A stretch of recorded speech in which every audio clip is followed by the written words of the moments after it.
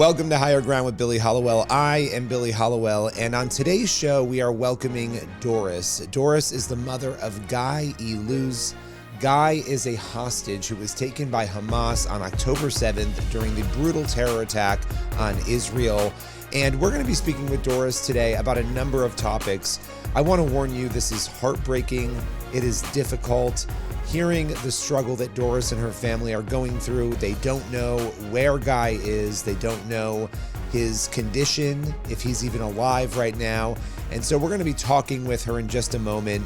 But before we do, just understand that the quality of the audio on the interview is not 100%. You will hear that and you will notice that, but please bear with us on this episode so you can hear what she has to say. And also you can tell my voice is not up to par right now. I've lost my voice a little bit. But I want to just encourage you as we enter this Thanksgiving week, and we are all very busy with family obligations and hopefully living with gratitude, that we remember not only Guy and the other hostages, but also their families, Doris and the mothers, fathers, sisters, brothers, uncles, aunts, family members, loved ones, friends who are struggling right now as they deal with and process what happened on October 7th and the fallout. But with no further ado, I want to welcome Doris to Higher Ground. Doris, I want to thank you so much for coming on with me today. I know that this has been an unimaginably difficult, it's more than a month now, since the October 7th attack. Your son is believed to be among the hostages, and your son's name is Guy. And before we even get in to everything that has happened in the past more than a month, can you tell us a little bit about Guy as your son, as a person, who he is? Okay, so Guy is a musician. He plays the guitar since he was 7 years old. Today he works as a soundman, a sound technician, and a backliner. And he creates music, composes, and this is from a very early age. We even found now a recording of him at the age of maybe 7.5 that he already wrote a song for the ending of the year at his school. We forgot that. So music is definitely what defines him. He has a way to look at people, look at the world, and see music. Everything. He has a very deep understanding of people. He's a good listener. And he loves a philosophical debate. If there is anyone that can, do it with him. And we actually did that about once a week. He went to study Kabbalah or Torah.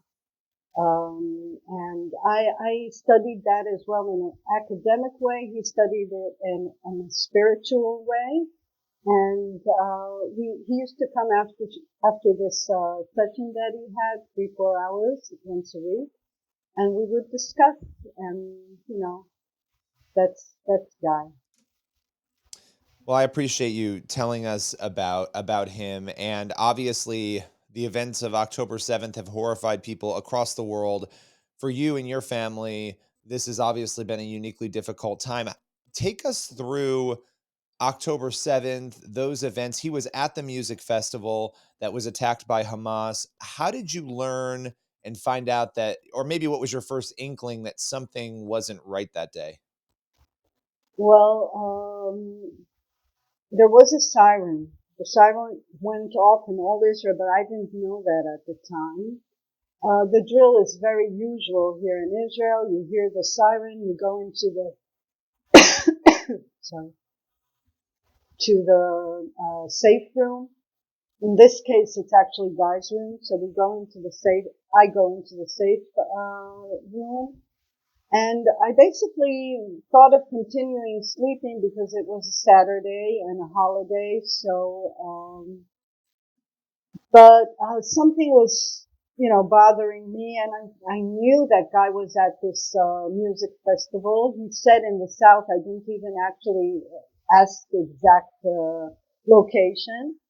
And I even didn't turn on the TV. I called him. He sounded different. He sounded a little hyped, excited. And I asked him if there were sirens and if the forces have evacuated him. And he said something that was like weird because he said we evacuated ourselves. In Hebrew, it's a bit different. So that was weird. Who evacuates himself? It's like, okay. And I hear that he's driving, so I asked him, where are you driving to? And he said that he didn't decide yet. That was really not Guy saying he doesn't know where he's going. So what do you mean? You're driving in a direction. What is the direction that you're driving to? So he says, you know what? I know exactly where I'm coming. I'm coming home to eat the soup that I didn't eat yesterday. It was a holiday the night before. And he was, setting up to go to this festival, so he hardly ate.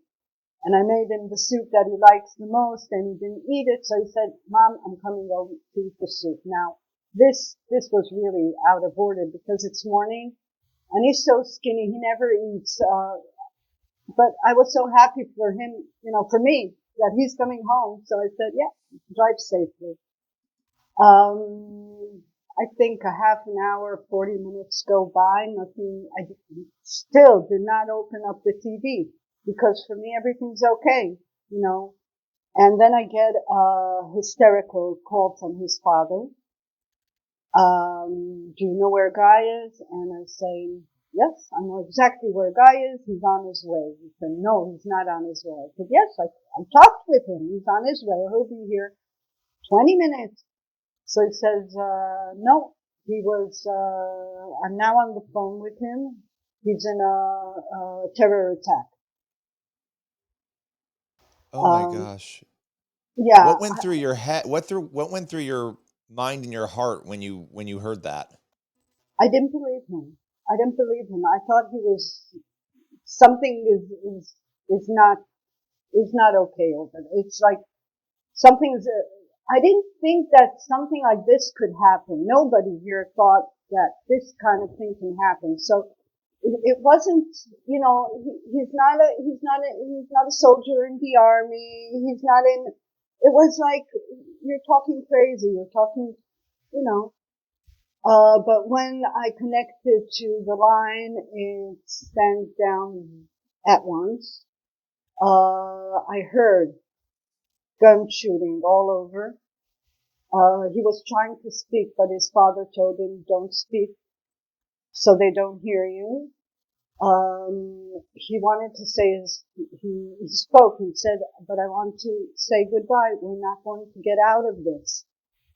So his father says, try and look around you. If there's any dead bodies, try and crawl under a dead body and act dead. Wow. Yeah. Now, basically, he was on the phone before I was. He connected me to this conference call. But later on, I heard the recording of this call, so I know that he was hiding beneath a tree. Later on, we got the footage of actually him running out of the car and running towards the trees. In my imagination, it was, even though I heard the bullets shooting all over, in my mind it was like he was safe. But when I see the pictures and I combine that with the recording, it's awful. It's like there are so many terrorists attacking the car and just, ripping up everything in it. And I can see that they see where he's running to, and, everything just adds up together, and the picture gets awful by minute. I mean, I just can't imagine a parent being in the position of being on the phone with their child, trying to give advice on what to do like that, and the horror that you were feeling in those moments, and then as you're saying, seeing the footage after, putting it together. The big question here obviously is what happened to Guy. From what I understand, he was shot in the arm. What do you know outside of that about those moments after the footage? Well, as I said, the footage came many days later. The actual scene that I was talking about, we got it about a week ago. It's like information is coming in very slowly and not from our side, from their side usually. At that same moment, the words that I told him was, "Guys, stay put. I love you." I asked his father since we were all on the phone together. I asked him, "Did you call anybody to rescue him?" He said, "No, all the lines are, busy. I can't get to anybody." So I tell Guy, "I'm going to call somebody. Somebody's going to take you right now. Don't move." Right after that, his father drove over to try and rescue him, but he couldn't pass that. The police put up lines, which did not permit. Um, the next days, we didn't know he was. First of all, we didn't know that he was a hostage. It took 10 days until we got, unfortunately, video from that was actually on in, I think Dubai, Al Arabiya. It's a news, program. And the speaker of Hamas said that Guy was killed in IDF bombing on Gaza. That was the first hint that I got that he was actually a hostage.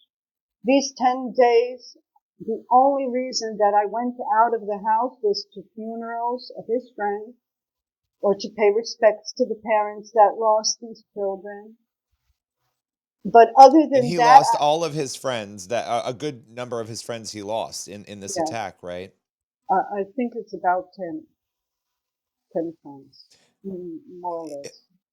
Do Hmm. you believe that narrative that Hamas, that guy was, killed in that is that something you believe in? Are you holding out hope still that that's not true? The information is so across the board when it comes to Hamas is so conflicting and difficult to verify. So, right after I got this video, a day after, the military contacted me and said that he's a hostage. That now he's presumed to be a hostage. And the first instinct was attacking. Sorry, because I'm saying, of course, that he's now that he's a hostage because he was killed as a hostage.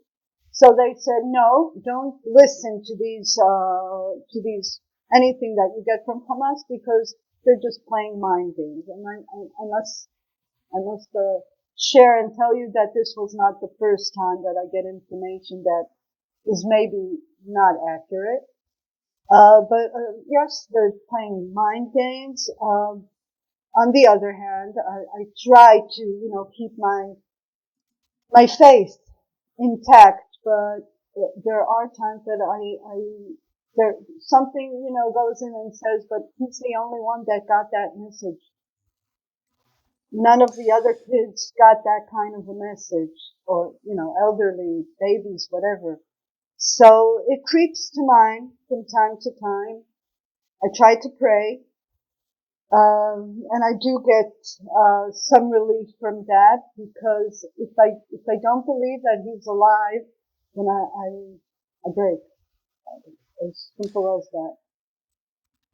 Doris, I mean, I can't imagine. I can't imagine what any of this is like as a parent. And I mentioned obviously you can't escape the fact that this is such a major story. The world is talking about it. Everybody's talking about it. You're living it though. What do you want the world to know? Because there are a lot of people out there who have a lot of opinions about, Israel's response and what is going on and what should be happening. But based on your experience, what your family has faced and continues to face, what is your message for the world? First of all, the attacks or the war that's happening, of course they are connected to this, but this is a bigger issue, and this is a human right issue. There are specific laws, to my knowledge. I'm not sure. I know what to be a Jew means. But in my mind, there cannot be this kind of humiliation of bodies, of murdering in this kind of way, of torturing, kidnapping. These are like marked rules for humanity, and it doesn't really matter what faith you go. If that's allowed, I don't see that humanity can continue, that anybody can continue feeling safe in his home when there are these kind of savages that can just jump on you one bright day. All these kids, he's not a kid, he's 26 years old already, but younger But he had people. he has his whole life in front of him. I mean, he's young, and even if he wasn't young, the fact that what you just mentioned, I mean, watching this from America and seeing everything you just described, these horrific stories, covering this story, hearing from families like yours, these are not normal acts of war or disagreement. What has unfolded is unimaginable evil, and it seems like some people aren't understanding that, in this conversation. They're not really grasping what happened. I don't know if you want to respond to that at all, but that's my feeling on this. Well, I understand that in this age we have a problem of fake news. I know that, and it's an issue, no doubt. But go and check. Go and check. Be sure that that you know what you're talking about, because what happened here is so under any bottom line that can be considered as humanity. And the fact that we're now, that the world is dividing pro-Palestinians or pro-Israel, it has nothing to do with it. This is murdering, not in cold blood. This is murdering and enjoying the act. This is, if we let this happen, I really don't know, what our world will be, because, humanity is getting better. Everything is we're getting wiser. We want to take care of the planet. We have to take care of people. It's my family. It's your family. It's people that we love. We have to take care of them. We can't go to sleep at night when we think that somebody, this other day there was just like a drone going around my city. Somebody probably just, playing with a drone.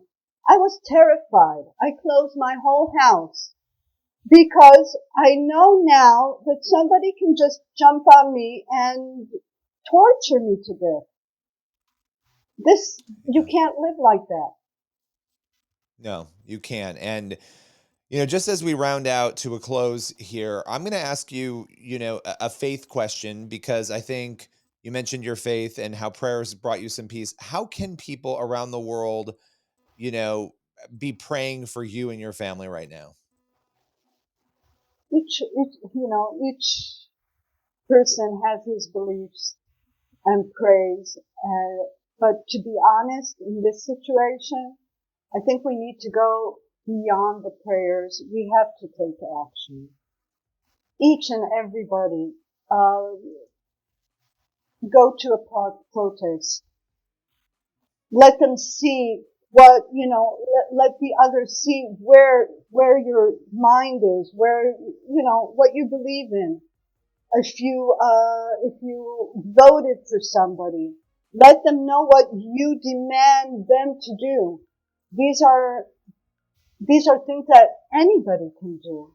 And we need this support right now, because there are, like we said before, there is a lot of fake news going around. And more than that, people are just like trending over something that they don't even have a clue about. So, Yeah. yeah. Yeah. There are a lot of opinions about things, and everybody thinks they're an expert when they're not. But you right now are tragically an expert in grief as you navigate this, and you are living it. And I appreciate you speaking out, sharing your story, and we're praying and also taking action. You saw the big protest in Washington D.C. that had over 200,000 people. I mean, I think people are really showing up to let the world know that this is not okay. And I appreciate you sharing with us who Guy was and just joining us today. I know this isn't easy. Thank you very much for the opportunity. Thank you. That's the end of today's Higher Ground. Appreciate you joining us today. Be sure to be praying for Doris, Guy, and their entire family, as well as the others facing the unthinkable. And we'll see you back here again next week.